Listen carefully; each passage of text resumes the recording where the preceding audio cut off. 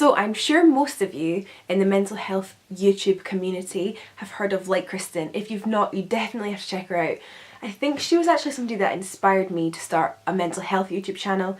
I never really knew there was mental health YouTubers, and I discovered her and I was like, cool, wow, I might try that. And she's just a really great person. She's just really encouraging and lovely and supportive, and she has created the self-care tag and she tagged me to do it, which is so exciting. And it's made me really think about my self-care actually. I've just been sitting down and like writing my answers to these questions. For me, even just sitting down and answering these questions was like self-care. Like, I don't really often just sit down and write down things in silence or just with music or anything, and I did that. I just bit my tongue, that really hurt. But yeah, it's just nice to be able to think about these questions. So I will get on with this video. So the first question is, how do you personally define self-care? For me, it's all about listening to your body. I feel like your mind and your body are so connected, and whenever I find that my mental health is becoming poor, my body tells me that, and vice versa. I will start to get like tummy pains or like just feeling sick generally. I will start to feel really tired, like everything will just go a bit downhill, and that's when I know I need to ramp up the self-care. Self-care to me means listening to your body and letting your body tell you exactly what you need. If your body is telling you you need to eat more healthy things, it will tell you that, and you just need to really listen to your body. I know that's quite hard to do if you're not used to doing that, but with practice you can really start to understand what different symptoms your body creates when you need something. The second question is, what is one of your favourite things to do when you start to feel overwhelmed? I do lots of things when I start to feel overwhelmed. Sometimes that's avoidance. If I'm totally honest, I don't want to just be like self-care blah blah blah. I'm not great at self-care. Like recently I've not been very great, and maybe that's why it's good for me to film this video and be honest with you guys how important it is, because I've really noticed since I've not had time to do self-care, or not let myself have time to do self-care, I have noticed a difference in my being and my body and that kind of thing. But one of my favourite things to do when I'm feeling overwhelmed is like write down everything I need to do. So I'll write Monday, Tuesday, Wednesday, Thursday, Friday, like all of the days of the week, or even like 2 weeks or whatever, and for every single day I'll write down what I have on, what I have to remember to do, my to-do list, that kind of thing, and then I'll highlight things that are very, like, I kind of have to do. Nothing in my life I would say is like essential.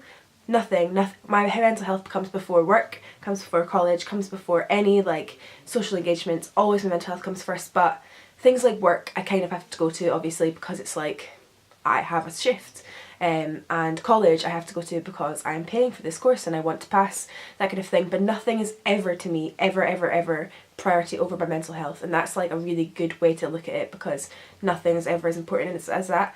But then you will see things on your list that aren't essentials. Like for me, making YouTube videos aren't essential. I would rather have better mental health and take the day to just lie in bed if I need to do that, or take the day to clean my room or whatever to make my mental health better, than film a video or whatever, or go out with my friends. I would rather my mental health was better. So really prioritising for me makes me really understand and really see written down what is a priority and what isn't. The next question is, what is your favourite quote / affirmation to keep yourself on track? I like a lot of mental health quotes and that kind of thing, but I don't really remember them. Like I'll like scroll past one or whatever when I'm on Instagram or something and be like, that's really cool, I really like that and I like it, but then I won't remember it. But something I often do, like when I'm walking to college or walking somewhere where I'm feeling a bit anxious or something, I will keep telling myself over and over in my head, one foot after another, just one foot after another, and like I'm taking it back to the simplest form. I'm not thinking about college, I'm not thinking about the day ahead, I'm not thinking about the stressful things I have to do or anything like that. I'm literally just thinking about walking. I'm literally just thinking about putting one foot in front of the other, and that's all. It's kind of like just bringing yourself back to the moment, really living in the very second, living in the now.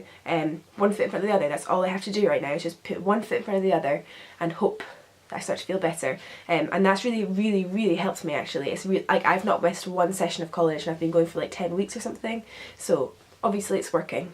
The next question is, what is a sign that you might be slipping or going into the deep end?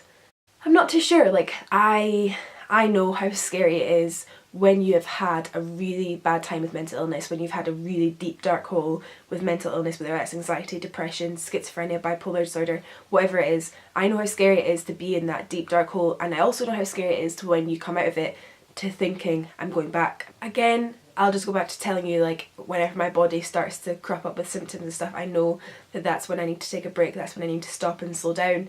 I don't really have any, I can't even think of any clear-cut signs that my mental health is slipping, but I suppose just when I start to feel overwhelmed, I really need to be careful, because if I don't watch that and if I don't actually take action on trying to make myself feel less overwhelmed, then I probably will start to slip a little bit.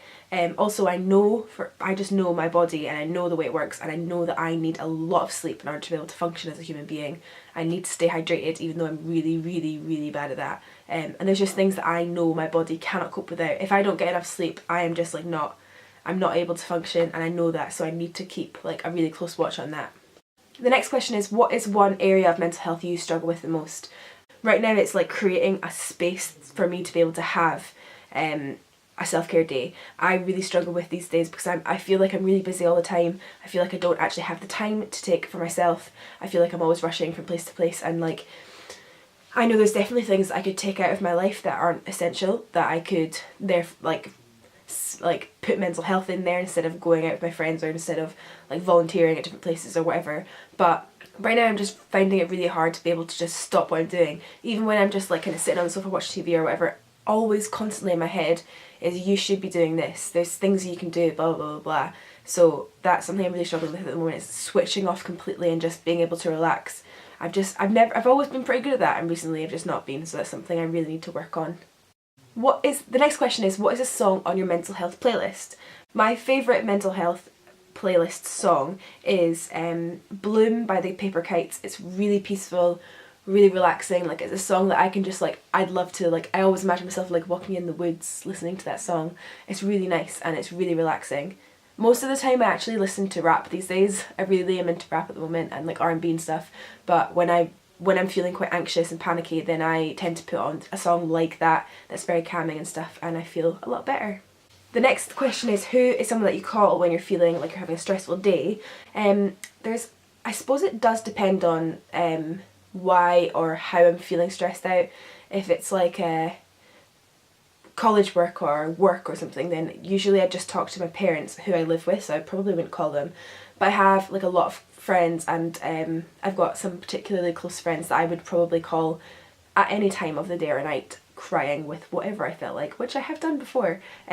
Also, I've started a college course that I go to once a week, which is just absolutely amazing. It's like, I'm studying like counselling, so I'm training to be a counsellor, and so the class is very relaxed, and it's so open, and you can just tell people your troubles, and it's very, very therapeutic, and I found it really great and great for anxiety. And the last question is, do you have any advice for somebody that's going through a hard time right now? And I have a few pieces of words of advice, but I'm going to be doing a whole video on things I've learned about anxiety and that kind of thing. But my number one piece of advice would be to slow down and take everything at your own pace. You can only go as fast as you're going at the moment. Don't try and rush ahead and be at the same level as everybody else. If you're in a really bad time with mental health, you need to just take things slowly and take things at your own pace, whatever you feel comfortable with. Never let somebody else tell you where you should be with your mental health. Never let somebody say to you, are you still in this place? Like, you should be at this place, and blah blah blah blah. It's you that's going through this hard time. Don't listen to anybody else. You really, really need to listen to yourself and tell yourself what you're ready for and what you're not ready for yet. Try and take as much of the pressure off yourself as you possibly can.